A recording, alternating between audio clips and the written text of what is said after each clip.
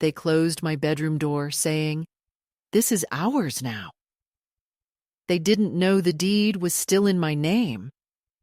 And it is astonishing how softly a door can close when it is closing on your life. How a latch can kiss the strike plate with a tiny domestic click that sounds to the person on the wrong side of it, like a verdict delivered without a judge. I stood in the hallway long enough to smell the citrus oil they had rubbed into the wood that morning, and the faint sweetness of the baby's shampoo drifting from down the hall, and I told myself to breathe through the heat blooming at my sternum, because I am 78 years old, widowed for 11 of those years, the sort of woman who keeps her bills folded by due date and her spices alphabetized, the sort of woman who believed in keeping peace even when peace kept erasing her. And I live, if living is the right word, in the downstairs room that used to be a sewing nook, a narrow space off the laundry where the machines thrum like a heavy heart at night, in a house that sits on a corner lot with hedges clipped to obedience and a porch light that burns all evening like a smile you hold for too long.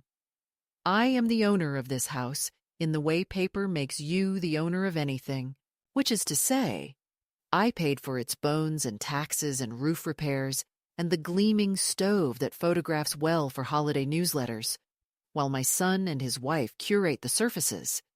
And the story? And I suppose you should know my name before we go. Further, my name is Leonore, though most of the time in this house I am Mom, said in that careful neutral tone that spares no feeling and offers no invitation. And I am telling you all this now from the square oak table by the back door, where the light is good and the linoleum gives under my heel like an old promise. Because it matters to begin in the exact place where the hurt began. Not years ago, when I sold my little condo and moved here for a season. Not on the day I signed the check that made the down payment possible, because he couldn't swing it alone after the second baby. Not even on the afternoon I took my wedding ring to the jeweler to have it sized up, and then, in a sudden fit of truth, tucked it back into the velvet box and placed the box at the back of the flower bin with the birthday candles and the spare keys. But here, in this hallway with the new paint and the old family photographs boxed in the garage because they didn't match the palette, listening to my son say through the door, "We just need the space to function as a nursery, Mom. It's practical." And to my daughter-in-law add, breezily, "You're so good at making do. You'll love the downstairs. It's cozier."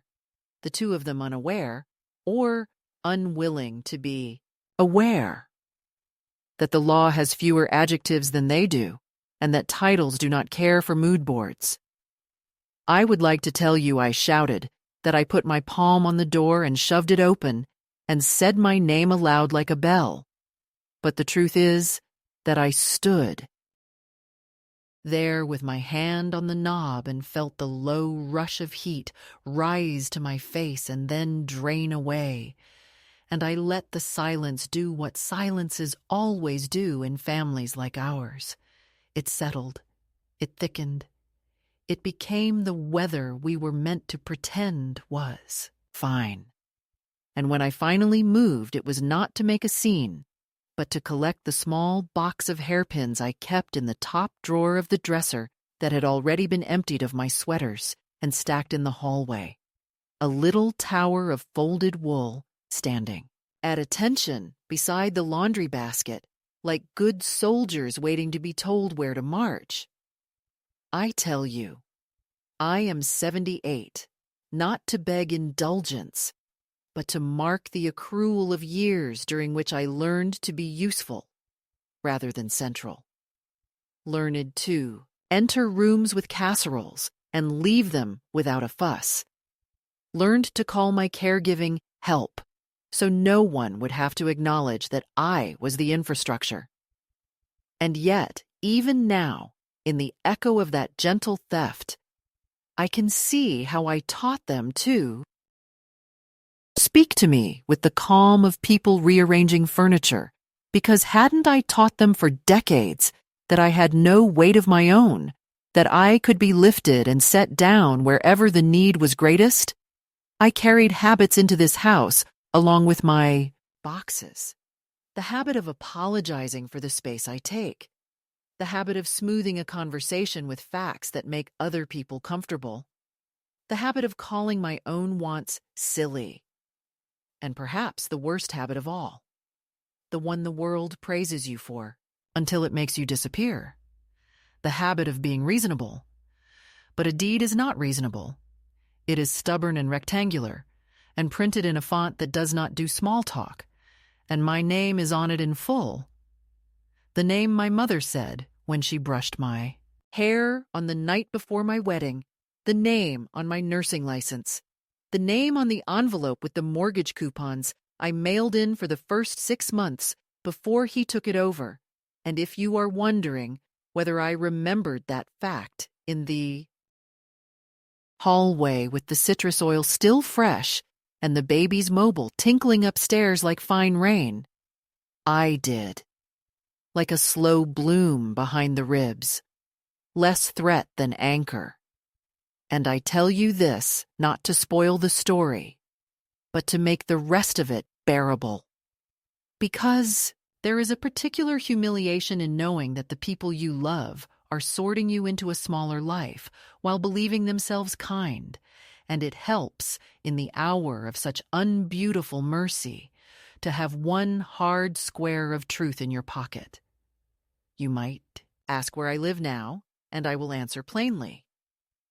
I live in my own house as a guest who was not given a return date. I live among labels, pantry, kids' snacks, misc linens, seasonal, that never include my name. I live in a neighborhood where the women carry water bottles the size of small children and say community when they mean club. I live with a son who never raises his voice, but edits my presence like a sentence he is tired of defending, and with a daughter-in-law whose competence is a kind of armor that makes even her compliments feel like invoices. And I live with a baby whose warm head fits under my chin and whose milky breath redeems hours that would otherwise be unlivable. If you came to the back door in the late afternoon, you would find me with a dish towel over my shoulder and the smell of garlic in my sweater, listening for the dryer's sigh and the soft grunt of a waking infant, measuring my usefulness in small units, burped ounces, folded t-shirts, the way a stain yields when you remember to soak it in cold water. And if you stayed until night, you would see me sit at this very table with a cup of what passes for chamomile, laying out the day like cards in a patient game, finding the places where I said, of course, when I meant no, where I smiled instead of saying, that is not how you speak to the woman who kept your fevers and your secrets. And before I put the light out, I would open the top drawer of the little desk I bought at a church rummage sale when we still said such things without irony, and I would touch, almost without looking, the envelope with the county seal and the tidy tabs that hold our names to the land, the thin official comfort that has kept me from floating entirely off the map of myself. I don't tell this as a complaint, though you will hear the bruise in it because accuracy requires. I acknowledge the other truths that braid through the insult, the knees that ache by evening and make stairs feel longer than they are, the radiators that knock like a visitor when the weather shifts, the way loneliness can creep into a house even when the house is noisy, and the way I colluded in my own miniaturizing out of a devotion that thought it was love, and a fear that pretended to be practicality. What will be easiest for them? What will make the least trouble? What will keep the peace at the table where the children eat? Perhaps it is also important to say that I did not always live like this. Once there were weekends I filled with my friends and a tablecloth blue as lake water, and the sound of someone laughing in the kitchen while I sliced peaches. That once there was a man who slept heavily and read slowly and kissed my wrist as if it were a telegram arriving at last, and that his absence trained me to be both stronger and more grateful for small continuities, so that when my son asked for help, I heard my husband's voice say, "We can do that." And because there was money, there was no question. But money is a trickster. It makes you think it can carry all the meanings your mouth is tired of saying, and so the check became love, and the deed became trust, and the spare room became for now. And here we are in a corridor that smells of lemons and policy. I am not naive, not anymore, and I am not vengeful, not yet, and I am not finished, not by a stretch. Because if you have ever stood on the other side of a door and listened to your own child assign you a smaller life, then you already know there is a clean flame that can rise without smoke, the kind that doesn't ask for witnesses or applause, only for a steady hand and the privacy of a mind that has stopped explaining itself. And perhaps the only miracle of age is that you start to recognize the moment the tide turns. The second a sentence becomes a boundary, and a sigh becomes a decision. So yes, they closed my door and called it practical. And I walked downstairs with my box of hairpins and my old blue cardigan and the little brass key to a room that was no longer mine, and I made us all a pot of soup because the baby would wake hungry, and it is not her fault that adults rehearse their harm in the language of efficiency. And later, when the house was quiet and the laundry room smelled a little like heat and a little like rain, I sat at this table and made myself as large as I could inside the body I have, and I said my name in a whisper, just to hear it travel through a space that belongs to me, even when the people in it forget. And I thought about ink and paper and locks and voices, and about the strange mercy that sometimes the thing you paid for with your silence keeps a record of your name even when you do not speak. And I decided, not loudly and not with a speech, just with the evenness of a nurse taking a pulse, that I would not be arranged anymore. The defining moment was not loud, not theatrical, not even cruel in its performance, but cruel in its silence, in its careful ordinariness. And it began when I stood in the corridor outside what used to be my bedroom and heard the quiet snap of the lock sliding into place. My son's voice muffled through the door saying, "This is ours now, Mom. You'll be more comfortable downstairs," spoken with the casual finality of a hotel clerk assigning rooms, not a child speaking to the woman who carried him through fevers and late-night terrors. I lingered long enough to hear my daughter-in-law's softer echo. "She's adaptable. She always manages." A sentence intended as praise but landing as erasure, because adaptability in their mouths was nothing more than a polite term for disposability. And in that instant, something split inside me, not broken exactly, but revealed, like plaster cracking just enough to show the old brick underneath, solid, stubborn, unyielding. I had thought the humiliation would come in public, at a dinner table, at a holiday gathering, some moment when they would dress their impatience in laughter. But no, the truest humiliations happen in hallways, with slippers on your feet and the smell of supper still in the air, when no one thinks to notice how your chest caves in. I went to the little room by the laundry, the one they had prepared for me with new curtains that smelled of plastic and a narrow bed that sagged in the middle like a weary hammock. And I sat there with my purse on my lap like a woman waiting for a train that never arrives. On the surface, nothing had changed.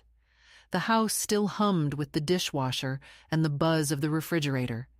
The baby still cried upstairs. The dog barked once at the mail carrier. But inside, I knew a line had been crossed that would never uncross itself. Later that evening, when they were out on the patio with their wine and their low, murmuring voices, I opened my purse and pulled out the envelope I had carried quietly for months. The deed folded with military precision, the paper thick and official, stamped with the county seal, my name written in full in the heavy ink of permanence, the kind of writing that doesn't yield to interpretation or preference. And I stared at it with a mixture of nausea and relief. It was not that I wanted to wield it like a weapon, not yet, but that I needed to remind myself I had not vanished entirely into their narrative, that somewhere on this land, under this roof, my existence was carved in letters, the law still recognized. The betrayal was not only that they closed a door on me, it was that they closed it while believing I would never think to open it again. I remembered the phone call from 2 years earlier, my son's voice quick, urgent. "Mom, we found a house, but the bank is difficult. They need more equity. Just until I can refinance, just until we're settled, it'll still be your home too." And how easily I said yes. Selling what remained of my savings, signing where he asked me to sign, the pen trembling not from doubt, but from arthritis, believing, as mothers of sons so often believe, that generosity would weave me into the fabric of his life forever. That was the real cruelty, not the door, but the casualness of the forgetting, the way love once asked for everything and then pretended it never asked at all. When I tried to sleep that night, the ceiling above me felt closer than it should have been. The laundry machines groaned through the walls like restless animals, and I pressed my palm against the deed as if it could steady me. At dawn, when the house was still, I went quietly upstairs, barefoot, so the boards would not betray me, and paused in front of the locked bedroom. The door was smooth, freshly painted, almost innocent in its appearance, but I knew behind it were my dresser, my linens, my books already rearranged, perhaps boxed, perhaps already claimed, and I knew too that the space had been erased of me in less than a day, as if I had never existed there at all. That knowledge settled in me with a weight unlike sorrow. It was clarity, unmerciful and clean, and with it came a resolve I had not tasted in years. The catalyst was not rage, not even grief. It was recognition, the sudden and irrevocable awareness that I had been written out of my own story, and that I could either accept the erasure or reach for the ink still bearing my name. It didn't fall apart in one scene worth retelling at a dinner party. It frayed along the edges in the way sweaters do when you catch them on a cabinet knob and keep moving because dinner won't cook itself, and the first threads to go were the small permissions I had mistaken for love, the little autonomies that make a person feel like a person rather than a shadow. And on the Monday after the door was claimed for the nursery, a new sheet appeared on the refrigerator beside a photo of the baby in a knit hat and a coupon for almond milk, a grid printed in neat columns titled Household Quiet Hours and Shared Spaces Expectations, my name written as Mom downstairs.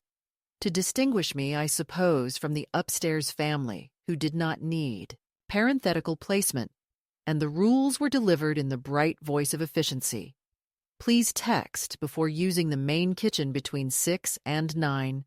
Avoid strong smells including onions and bleach. Do not move items on the open shelves. because the system reduces morning stress, keep the hallway clear of personal effects, and a favorite for its prim falsehood, no laundry after 10 for everyone's sleep health. An instruction that landed in the room where my walls hummed with the drum of their late-night leggings and newborn onesies, and left me smiling into my tea at the idea of communal sacrifice. The thermostat migrated to an app on my son's phone, and I learned to put on a wool cardigan before bed without mentioning the chill, because the pediatrician says 68 is optimal for infants, and we're all making adjustments. And when I asked for the little space heater I had used for years in my ankle's winter, it was produced with the cord looped around it, and the warning pamphlet clipped on top. A gentle sermon about fire hazards in older homes, delivered as if I were a child who had been caught striking matches in a closet, and I thanked them out of habit and tucked the heater, like the old photographs, into the corner of my downstairs room where it would not offend a minimalist eye. My groceries were welcomed. Of course, anything you like. We're not dictators. But my onions were wrapped in a plastic produce bag and exiled to the garage fridge, the one that smells faintly of an old pickle jar, and my butter went into a labeled bin, Mom, beside one that read Kids' Lunches and one that read Meal Prep. The label's a kind of cheerful zoning map that explained who belonged where without anyone having to say the ugly parts out loud. My cast iron skillet, black with years of seasoning, was thanked for its service and retired to a high cabinet after an article was produced about iron leaching and infant gut health, and in its place, a pale ceramic pan took the stove, delicate as bone china and temperamental as new money. The keys became a delicate subject. Who needed which and why? And one afternoon, with the same gentle firmness used for timeouts, my daughter-in-law suggested we keep all house access on one hook by the mudroom so no one misplaces anything. And when I set my old brass key on the hook, it looked like a relic among the sleek fobs, and the key with a silicone cover in the baby's favorite color. And later that week, I discovered the back gate had a new latch to keep the dog in, a small fact that meant my route to the compost and the rosemary bush now required a text to be let out, which I did once, and then not again, because I learned the rosemary could be replaced with dried flakes that offended nobody. My pills, which I have filled in a little plastic weekly box since before my husband died, became a conversation about safety and oversight. And while I have been a nurse and know the drug names like men know baseball rosters, I let my daughter-in-law line them up on the table and offer to pre-fill them on Sundays because we're a team. And I watched her neat fingers push the little doors closed like a gate in a dollhouse. And later, I took a photograph of the labels with my reading. Glasses perched at the end of my nose, not to keep score, but to remind myself that I know what keeps me alive. They asked me not to answer the door because of salespeople and neighborhood security expectations. And on the day, the neighbor with the clipped hydrangeas stopped by with her lemon bars and said, in that syrupy way women have when they want you to, confess what you are. Are you Daniel's mother or a family friend visiting from out west? We keep seeing a car we don't recognize. I smiled so widely my gums ached and said, I am Leonore, and I am here for a time. And she made the shape of understanding with her mouth and floated away, later waving at me briskly as she wheeled her trash. Bins back up her driveway, and I understood how quickly a story reproduces itself once you feed it a seed of convenience. The house itself began to curate my absence with surprising speed.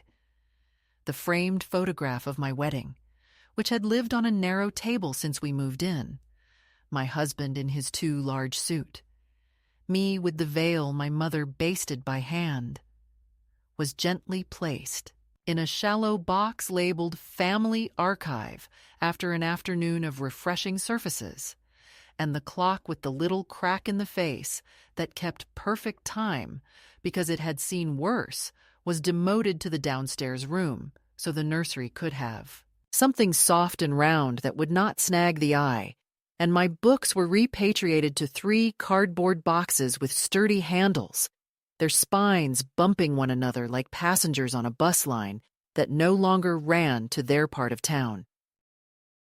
If I came upstairs during morning flow, I felt the air tighten as if I'd entered the path of people jogging in opposite directions. My son would smile and say, "Hey, Mom," but his eyes would keep counting minutes, and my daughter-in-law would ask, "Need anything right now?" With the gentle pressure of a paramedic triaging the least urgent case on a night with too many sirens, and I learned to time my coffee for the lull when the baby slept and the house sighed. And on those blessed afternoons, I took my mug to the window above the sink and memorized the good things, the way the eucalyptus smelled when the sun warmed it, the shape the dog made when he collapsed in a patch of light, the particular click of the oven door settling shut. And I said thank you for them under my breath like a woman on a pilgrimage making mental notes of water fountains. People began to tour the house as if it were a listing, friends of friends who were curious about the layout or thinking of doing a build-out. And I kept the toilet lid closed and put a fresh towel on the rack and sat downstairs out of the way, while they admired the great bones and told my son he was lucky to have found such a place. And one evening, when a couple left through the back, and the wife said, "With a little work, you could really open up that lower level for a nanny or a mother-in-law suite," I felt my lungs press higher into my chest, some old bird in me fluttering against the bars, because I was right there, a living suite with hands and a heartbeat. And still I was spoken of as a square footage problem to be solved with pocket doors. They changed the Wi-Fi password to something aspirational and posted the new code on the fridge beneath a magnet shaped like an avocado. And before I could copy it for my little radio and my crossword app, it had been updated for security, and a cheerful printed card appeared on my downstairs desk that read, "Guest Network." Downstairs, and I wrote it in my notebook with my mother's fountain pen, like a woman recording the names of rivers she must not forget to cross. And later, when I tried to stream the old boleros that keep my husband's voice from fading at night, the signal bled in and out, and I listened to the quiet instead. Invitations began to be issued on my behalf. A tour of a very nice residence with on-site physical therapy, a luncheon at the church where so many vibrant seniors are thriving, and a brochure slid across the table with glossy photos of women my age. Smiling as if someone had just told them all the husbands were down for a nap, and when I said I could not go Thursday because of my dental cleaning, my son raised his eyebrows. "You still drive there? It's a ways and parking is tight." And I realized the car keys were the next negotiation, and I kept them that night under my pillow, as if they could warm me. The baby's schedule began to colonize the day as Holy Writ, and I became a quiet monk of nap time, moving through the house with the step of a burglar. And when I dared to laugh at a photo my sister texted me, my daughter-in-law materialized as if conjured and made the shushing face, the one that says the fragile world we built will fall if you breathe wrong. And I wanted to say, loudly, that we had raised children without white noise machines, and they fell asleep on our chests to the sound of the evening news, but I did not say anything because the baby is blameless, and her sleep is a sacrament I would not violate. I began to gather small proofs in the way women do whose words have been ignored too long. I photographed the deed and emailed it to myself and to a new address I invented that afternoon, a little skylight of an inbox nobody knew about. I took pictures of the pantry labels, the refrigerator rules, the calendar with my name edged in parentheses. I wrote down dates and sentences and the tone in which they were spoken, not to build a case against them so much as to build a case for myself, so that when I began to doubt, as I always do, I could read the ledger and recall that I had not imagined the shrinking. When the neighbor's son backed into the mailbox one Saturday and my daughter-in-law met me at the hall with her palm up to stop my entry, "We'll handle it. Less voices will be simpler." I stood still like a deer, not out of fear, but to make a record in my bones of this precise humiliation, and then I went back to my room and folded a towel as if it were a telegram, which is to say with care and the understanding that messages go missing if you do not crease them at the right places. On my husband's birthday, I baked a small pan of cornbread in the downstairs toaster oven and ate a square slowly with butter melting into its honeycombs. And when the smell climbed the stairs, my son called down, "Smells great, but the pediatrician says no open bakes today while her cough is lingering." And I said, of course, and opened the window and buttoned my cardigan and thought of the man who once came home smelling of motor oil and kissed my forehead in the doorway like it was a habit that would keep us alive. There were kindnesses, too, and I am not so injured that I will erase them. My son setting my tea beside me without being asked, the dog dropping his damp toy in my lap and sighing as if I were the only person in the house who understood the particular grief of a chew toy losing its squeak, my daughter-in-law tucking a blanket around my knees one evening without looking me in the eye. And yet even their kindnesses were beveled to fit a shape I had not drawn. Kindness offered like a garnish on a plate they no longer wanted me to touch. I took them gratefully and salted them with the knowledge that even water, after enough time, will wear through stone. Each night I sat at the oak table by the back door with the good light and the linoleum that remembers feet, and I laid my day out like a rosary, bead after bead. Quiet hours, labels, passwords, tours, the aversion to the words, "my room," and I answered out loud the question any younger woman might ask me. Is this enough to call it harm? And I said yes, because harm woven from polite thread is still a rope. And if you are looking for a trumpet or a door slammed so hard the picture frames rattle, you will be disappointed, because what came instead in that gentle, relentless week was the smooth, unmistakable sensation of a line drawing itself inside me, a boundary I could feel with my tongue, like the edge of a cracked tooth. And though I had not yet decided what I would do, I understood that the era of explaining my presence to people who live in my house had ended, and I put the deed back in its envelope and slid it beneath the table mat like a pressed leaf. And for the first time in a long time, I slept all the way into morning without dreaming I was knocking on a door that would not open. It is strange the way clarity arrives, not like a lightning strike that scorches the ground, but like a window shade pulled open at last. And for me, it came one quiet morning when the house was still asleep. My son and his wife upstairs, with their devices glowing, the baby stirring faintly in her crib. And I sat at the oak table by the back door with my coffee, and the envelope holding the deed spread out before me. My fingers smoothing the creases in the paper as though I were ironing out the years of silence I had allowed to shape me.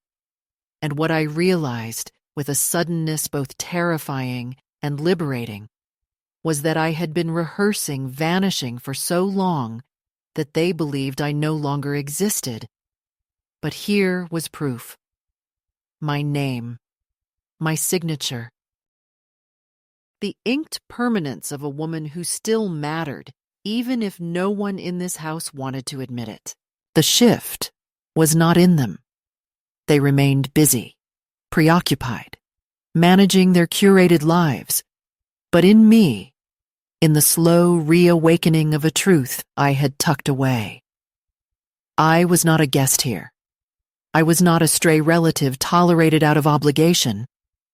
I was the one whose hands had built this foundation, whose sacrifice had made their dream home possible, and I could stop waiting for them to recognize it, because recognition, I finally understood, was not theirs to give. That morning, instead of shrinking back into my laundry room corner, I put on my coat and walked outside before anyone could stop me, down the street lined with clipped hedges and driveways polished with SUVs, and I felt the air press against my face.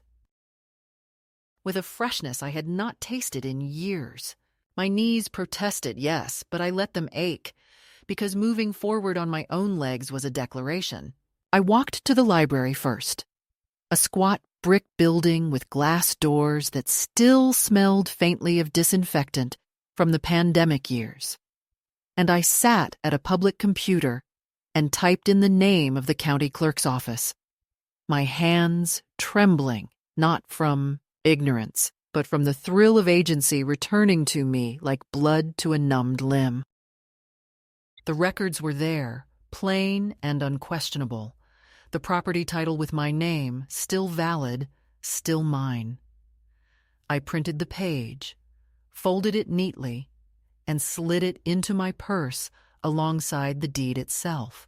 It felt like slipping a key into my pocket, a key they did not know I carried. I did not storm home and confront them. That is the fantasy of younger people who believe power lies only in shouting. No, my shift was quieter but more enduring. I began to plan, to build a life within and beyond these walls that did not depend on their permission. I started by reclaiming rituals. I bought a notebook with a maroon cover at the pharmacy and began writing down everything: the rules taped to the refrigerator, the careful exclusions, the conversations that tried to shrink me. Not as evidence for them, but as testimony for myself, a way to remind the woman who sometimes doubted her own memory that she was not imagining the coldness. I kept the notebook hidden beneath the mattress, each page a brick in the foundation of the self I was rebuilding. I also began to tend small gardens of autonomy. I walked every morning, sometimes just to the corner store, where the clerk, a young man with acne scars and an awkward kindness, would nod at me and say, "Morning, ma'am," as if I were not invisible. I withdrew small amounts of cash from the savings account they did not know I still maintained, the one my husband and I had opened decades ago for emergencies. And each time I tucked the bills into an envelope in my dresser, I felt stronger, less cornered. I cooked for myself again, small meals in the toaster oven, dishes that smelled like my own history: lentil soup with cumin, cornbread baked in a tin. The scents filled the downstairs room and lingered on my clothes, a quiet rebellion against the sterile air upstairs. The true midpoint was not a single act, but a layering of many acts, each one insignificant to them, but monumental to me. I bought a second-hand coat at the thrift store, navy wool with deep pockets, and when I wore it in the evening for my walks, I felt not like a burden, but like a woman with somewhere to go. I stopped asking before touching the thermostat. Instead, I kept a small notebook of temperatures and discovered, to my own satisfaction, that the house functioned better at settings that kept me comfortable.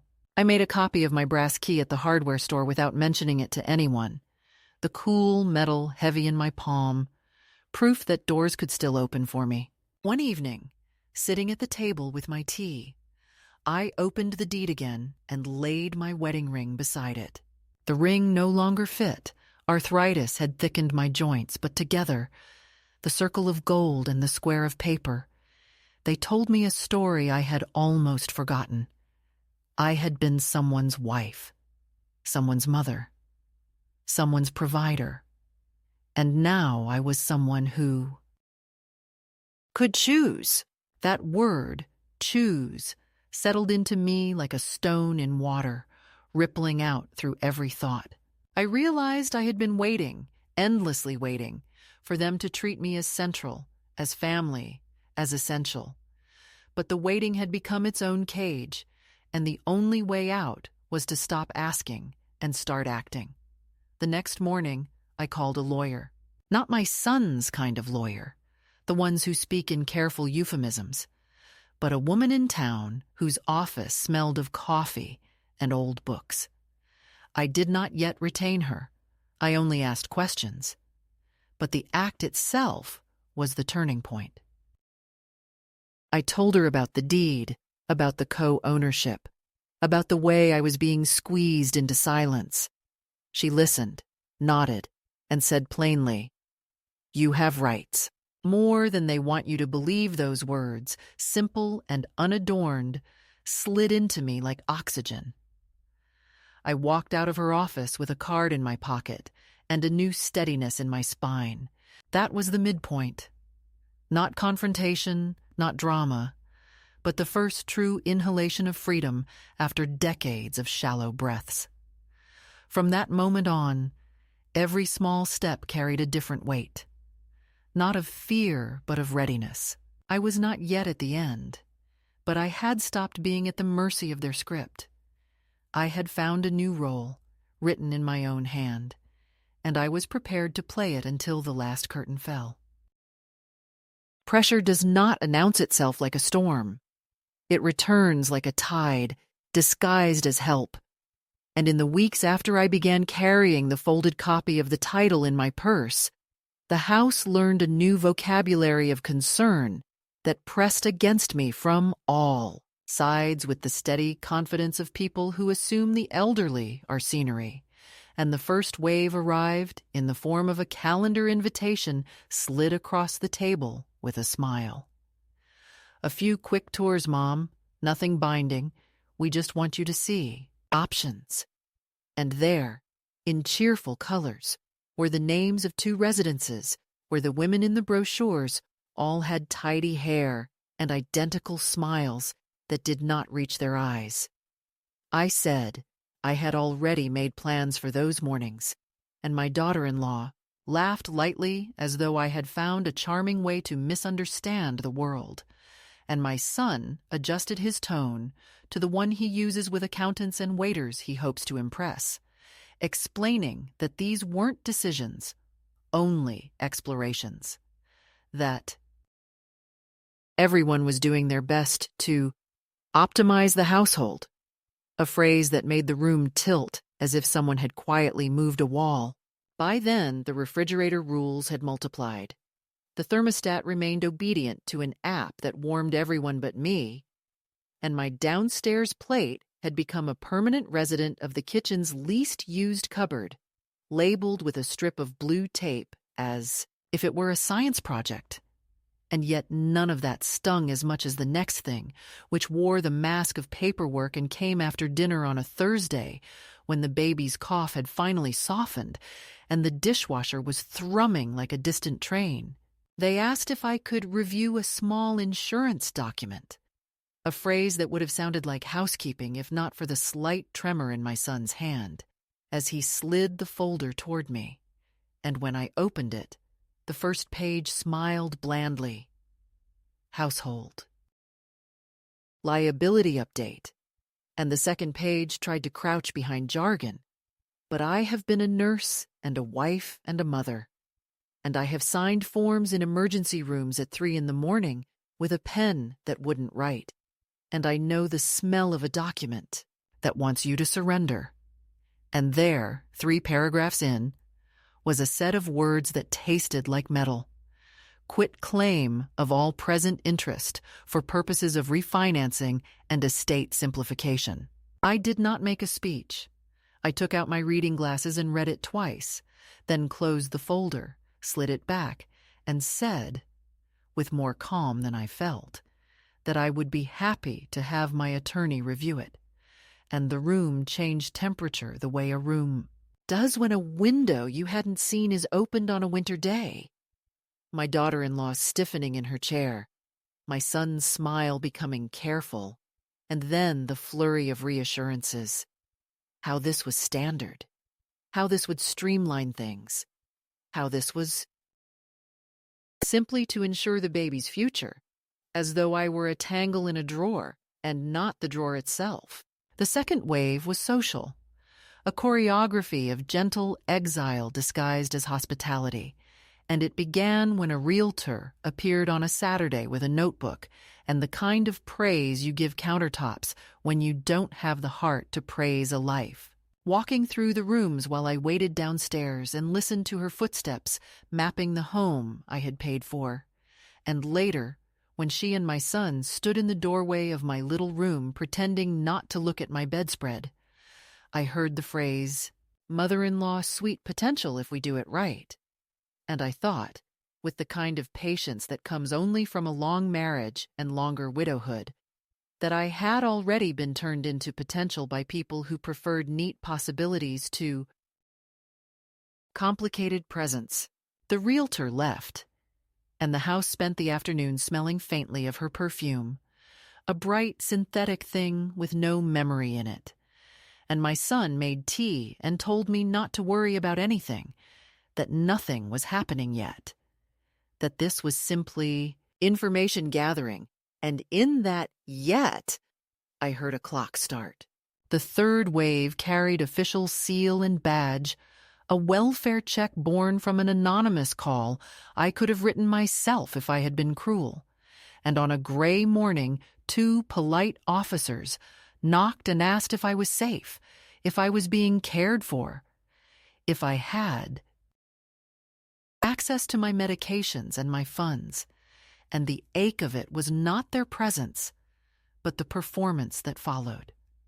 My daughter-in-law appearing with a tray of muffins, my son answering the questions with the serene competence of a man who has never watched a door shut on him from the wrong side, and me standing between them and the officers like a woman in the wrong photograph, saying, yes, I am safe, and yes, I can leave the house, and yes, I can reach the bank, and here, if you'd like, is the deed, with my name and the card of my attorney, both offered with a hand that did not shake. The younger officer's eyes softened in a way I recognized from years of tending the frightened, and when they left, promising nothing and guaranteeing less, my son said he had no idea who would have called, that people make mischief, that one cannot be too careful, and I said, because I have learned to lay bricks with words, that one also cannot be too transparent, and that going forward, all conversations about property or care would include counsel. And in the quiet that followed, I felt the house adjust itself around me, finding that I did not bend as easily as before. The fourth wave was subtler and would have gone unnoticed if I had not been awake to small shifts. My mail began to arrive, opened, not maliciously, my son said, simply by accident, because the envelopes looked like his. The bank called to confirm a request to add a contact to my account that I had not made, and the pharmacy left a message about consolidating prescriptions in a family plan to ease logistics, a plan with my daughter-in-law's name on the contact line, and in each of these, I heard the future knocking softly. A house next month, in which my name would be a shadow because paper had made it so. I did not accuse. I walked to the bank with my maroon notebook and added a password no one could guess because it was my mother's middle name spoken in the accent. Only the dead remember. And I placed a small note with the teller stating that no changes could be made without me in person. And then I walked to the attorney's office and said that I would like letters drafted, clear and unambiguous, outlining my ownership, my capacity, and my refusal to convey any interest now or later. And as we spoke, I felt again the delicious steadiness of oxygen in a lung that had forgotten how to expand. The fifth wave was personal and almost broke me, not because it was cruel, but because it was kind in the wrong way. And it arrived on a night when the baby's fever spiked, and my daughter-in-law, pale with fear and exhaustion, pressed the monitor into my hand and said she needed to shower and cry and not be anyone's mother for 20 minutes. And I took the warm weight of that responsibility and sat by the crib, singing the old lullaby my husband had sung off-key. And when the fever broke, I could have forgiven everyone anything. That is how disorienting relief is. And in the morning, when my son placed his hand over mine at the table and said that he knew I loved them, and that the best way to show that love would be to sign the papers so they could refinance and give the baby a bedroom with better light, I almost believed him, because love makes you stupid and service makes you obedient. But then I looked at our hands and saw my mother's knuckles in mine and my father's scar across the left one where I cut it on the can in 1962, and I remembered who paid for light in this house, and the fog lifted. I told him I would not sign. I told him I had not vanished. I told him my name, the whole of it, as if he were a stranger at a window asking who lived here. That refusal was a match to a slow fuse. The next days were a study in pressure. A family meeting called on a Sunday afternoon with a charcuterie board and the rhetoric of balance, my daughter-in-law speaking of fairness and the need to think long-term, my son invoking taxes and liability, and me countering each point with the professional calm of a woman who has held dying hands and not flinched, explaining that long-term thinking had already been done when I signed the down payment. That fairness would look like acknowledgement, not erasure, that liability in this house came from the habit of pretending I was not here. They did not shout. They did not insult. They simply withdrew warmth like a landlord cutting heat in March, and the chill of their distance reminded me how dangerous polite estrangement can be for women like me, who were raised to make peace even with the knife still in us. The past returned then in the way memory does when the present rhymes with it. My sister and I in my mother's kitchen, the day we moved her to the back bedroom because it's nearer the bathroom. My mother's face composed and gracious as she thanked us for thinking of her comfort and the way she cried into her pillow that night, because she could hear the party in the front room and did not want to be the kind of mother who spoke of loneliness. I carried that memory to the lawyer and laid it on the desk between us like an heirloom I was determined not to pass on, and we made a plan in the kind of sentences that do not require apology. Notice of co-ownership taped to the inside of the front door. Request for all contractors, appraisers, or agents to confirm appointments through my counsel. Letter to the mortgage servicer outlining my refusal to encumber the property without my written consent, and a quiet appointment with a notary to document my capacity for the days when someone might decide that my insistence was a symptom, not a boundary. The house did not like this new arrangement, and it sulked in small ways. My place at the table was moved a chair down to make room for the baby's high chair. The guest Wi-Fi code changed again with a note that said, "Text us if you need it." My cast iron pan disappeared until I asked for it 3 times, and even the dog hesitated at my doorway, as if he had been reprimanded for loving me too openly. And yet, when the notary came and we signed the papers in the patch of sun by the back door, I felt something inside me settle that had been rattling for months. Then came the rehearsal for war. My son scheduled a meeting to clear the air and arrived with a man he called a financial advisor, who asked me questions in a voice like warm syrup about my goals, my energy, my desire to ease burden on the next generation. And when I said my goal was to be left intact in my own home and my energy was for living, not for facilitating a transfer of assets to people who could not say the word mother out loud in public, the advisor made the face of someone disappointed by numbers, and my son squeezed his water glass until I thought it might crack. And the man recommended, with the confidence of a person who has never had to choose between gas and groceries, that we consider a revocable trust with them as trustees, purely administrative. And I laughed, not loudly, but in that way you do when someone tells you a joke that reveals more about them than they intend.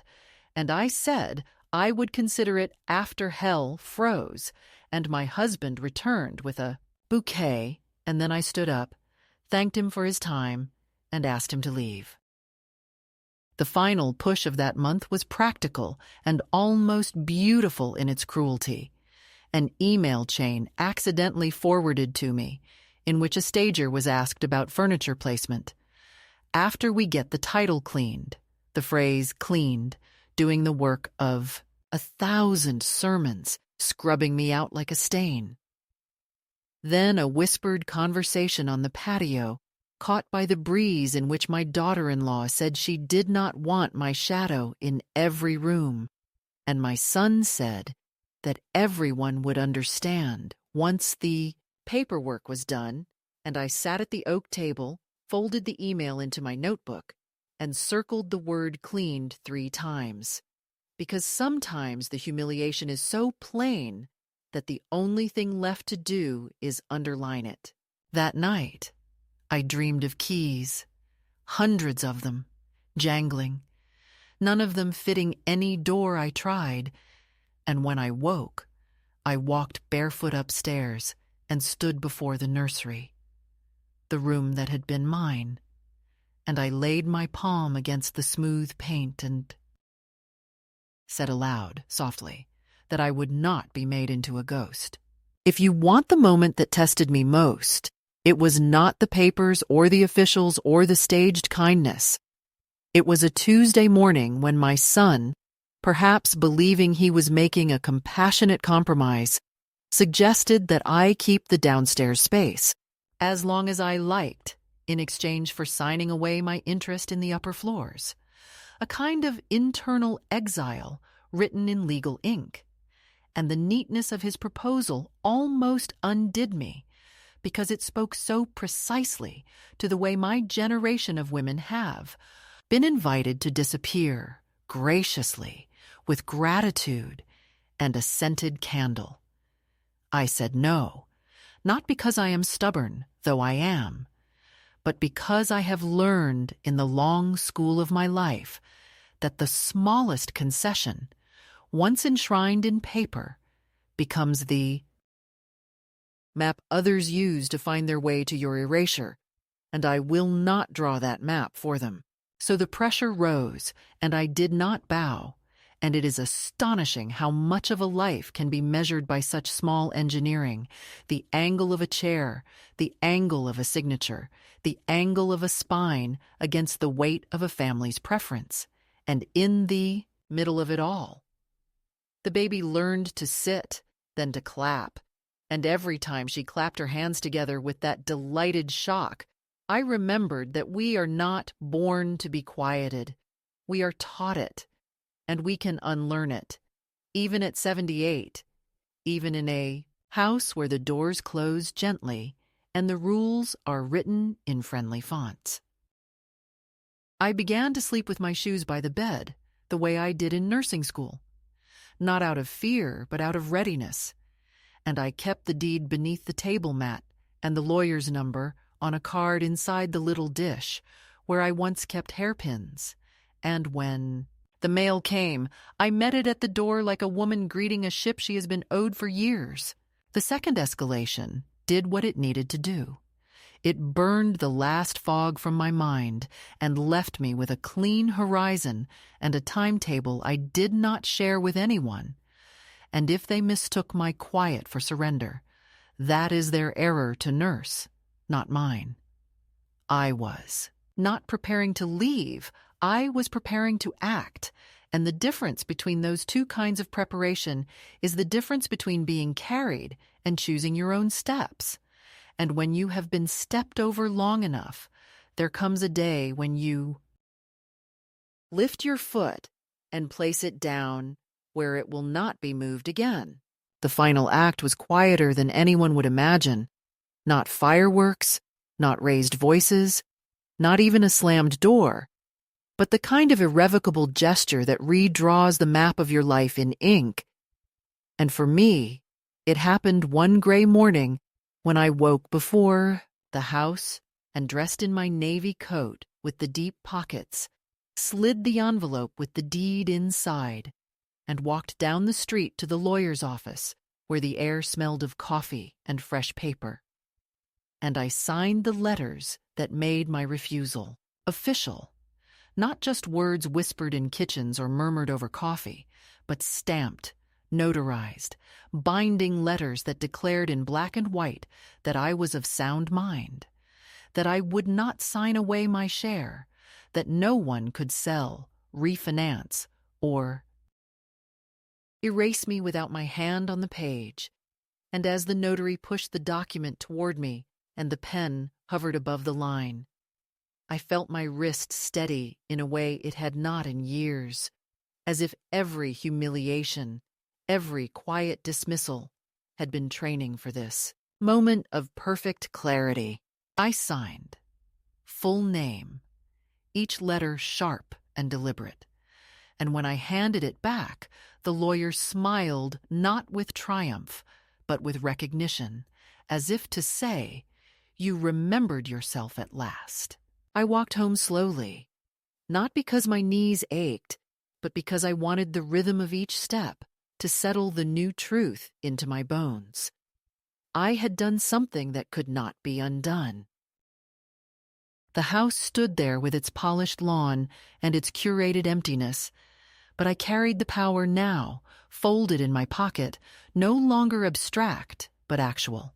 When I opened the door, my son was at the counter with his phone, my daughter-in-law arranging fruit into symmetrical rows, and they looked up, smiling politely, as if we were still playing the same game.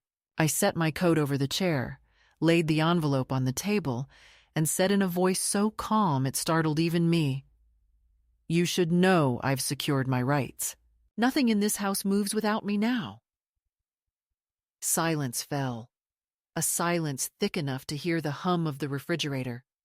My son's mouth opened, closed, opened again, and then he said, "Mom, you didn't have to." But the words were limp, unconvincing. My daughter-in-law set down a slice of melon with unnecessary care and said, "We were only trying to make things easier." And I looked at her with the kind of patience born of decades of half-truths and said, "Easier for whom?" She did not answer. I did not shout. I did not accuse.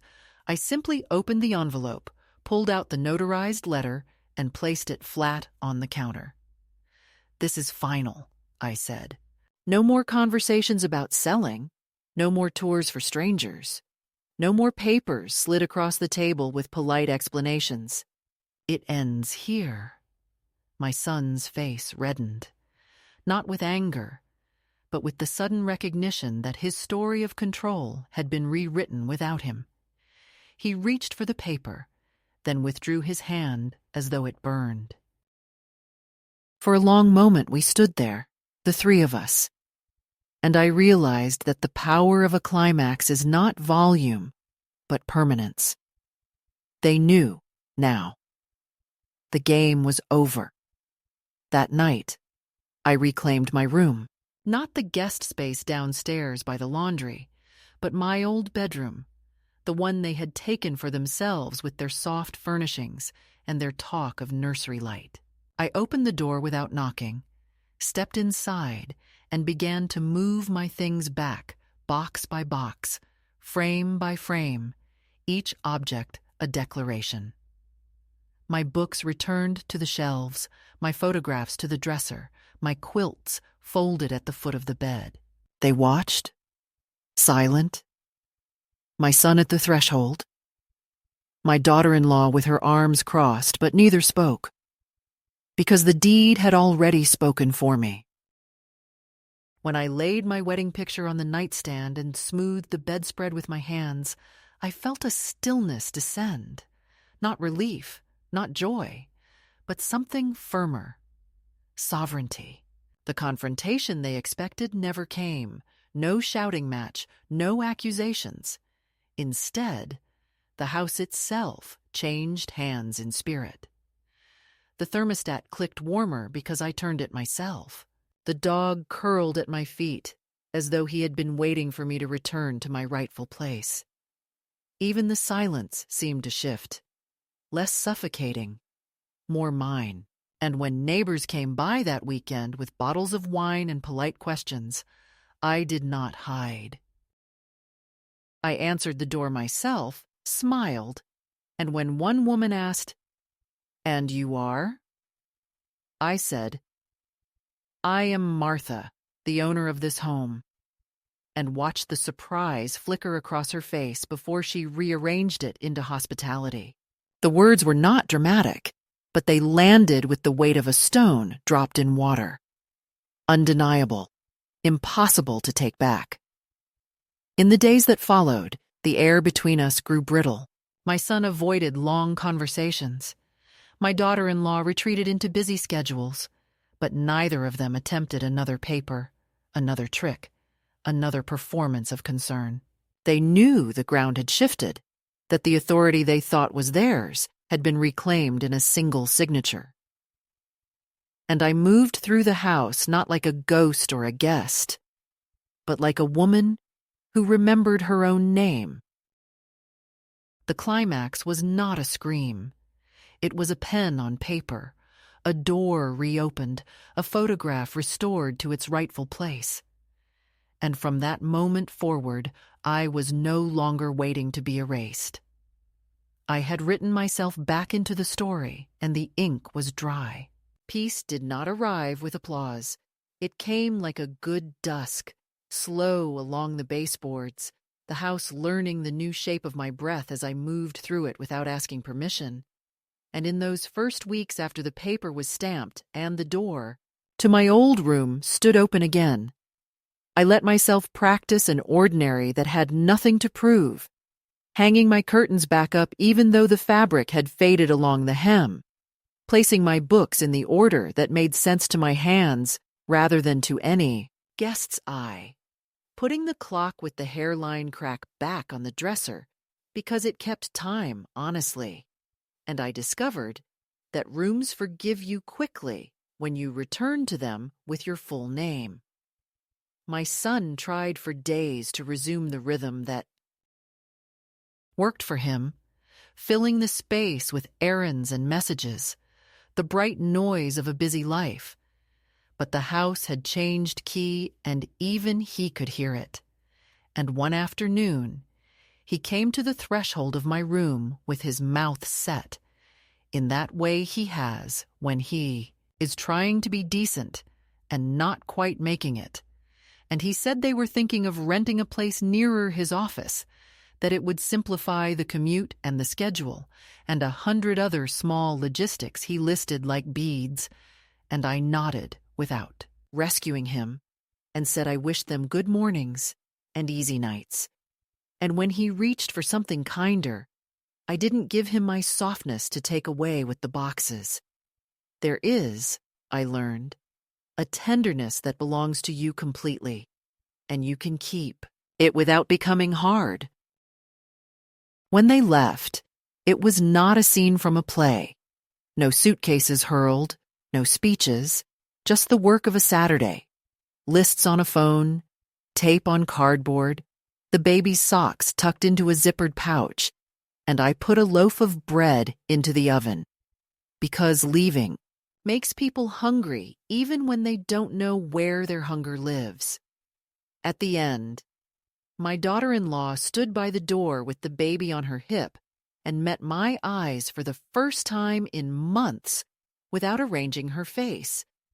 And she said quietly that she had not understood what a deed meant until it was too late, that she had wanted a house that looked like a life without letting anyone's true life live in it. And I told her without malice that paper only reads what we write on it, that we had written something new, and I touched the baby's cheek with 2 fingers, a blessing small enough to pass unnoticed, and watched them go. I did not feel triumphant, only calibrated, as if a level set on a long shelf had finally stopped wobbling. After they were gone, I let silence do the kind thing and reveal what it was hiding. Not emptiness, but room. I carried the laundry basket upstairs because the steps belonged to me again. I opened the windows on a day the weather thought it could get, away with being gloomy and made it admit light. I went to the garden and cut the rosemary back hard and planted 3 stubborn marigolds that will insist on blooming even when no one compliments them. And at the hardware store, I had 2 extra keys made. One to hang on a ribbon behind the pantry door, and one for the dish of small mercies I keep by the sink. Not because I fear being locked out anymore, but because the weight of a key in a woman's palm is a sentence the world remembers how to hear. The dog, who had practiced uncertainty for so long, decided on his own that he was mine. And the neighbor with the hydrangeas began to wave like a person who understands the difference between curiosity and surveillance, and the thermostat, freed from its scolding numbers, learned how to be kind to an old body at dawn. For a time, I cooked for one and set the table for 2. The missing chair a reminder that love can remain when access ends. And on Thursdays, I brought a plate of lemon bars to the community center and sat with 3 women whose names I got wrong twice before remembering. Women who had their own quiet archives of being put away for convenience. And we laughed into our cups about nothing and everything until the room warmed. See. On a Sunday, I took the thick envelope from the drawer and walked to the copy shop where the clerk called me ma'am without pity. And we made 3 clean copies of the deed and the letters and sealed them in new sleeves. This, too, is a kind of prayer. I called my lawyer only once more to tell her the house was peaceful and that I wanted to add a simple note to my file. No decisions made in fear, no signatures under pressure, hospitality, yes, but never again at the price of visibility. And she said that line should be taught in school. Weeks turned to a season, and the hallways accepted the sound of my shoes as the default, and I found that I liked my own company more than I had expected. I still had mornings when I set out 2 cups by accident, and nights when the bed felt wider. The necessary, But solitude, when it is chosen, is a field and not a pit, and I walked it like a woman willing to learn new paths. One afternoon, the man, who calls me simply Grandma, sent a photograph of a bookshelf he'd built with his own hands in a small apartment, several zip codes away, the shelves not quite level. The books leaned together like cousins, and beneath the photo he wrote, "It feels like home because I made it." And I sat at the oak table and cried the kind of tears that wash dust instead of breaking anything. And I wrote back, "Yes, that's what it is." And I put my pen down on a page where I had already written my grocery list and the date of the next doctor's appointment, and the ordinariness of that page made me feel brave. I have not grown younger in this story. The stairs still have opinions, and the winter will take more layers than it used to. But I have grown proportioned to my life, and that is a luxury most women are told is too expensive. And if I have anything to say to the one reading this who is standing on the wrong side of a freshly painted door while someone you love calls your erasure practical, it is this: keep a clean copy of whatever bears your name. Keep a key that answers only to your hand. Keep a record of the day you decided your voice is not a favor to anyone, and when you are ready, not a minute sooner, pick up one small thing that is yours and put it where it belongs, because the world changes every time a woman moves one object back into her own orbit without apology. Start with a photograph or a pan or the thermostat. Start with a sentence you speak out loud in a room that thought you had forgotten your language. Start by opening a window, and if anyone asks you to be reasonable, ask them kindly to define the word, and when they cannot, pour yourself tea and sit in the chair that fits your back. In the evenings now, I like to walk the length of the hallway and back and touch the door frames with my fingertips, the way a lighthouse keeper checks the glass, a habit that would look eccentric from the street, but makes perfect sense to the person who once lived as a roomer in her own home.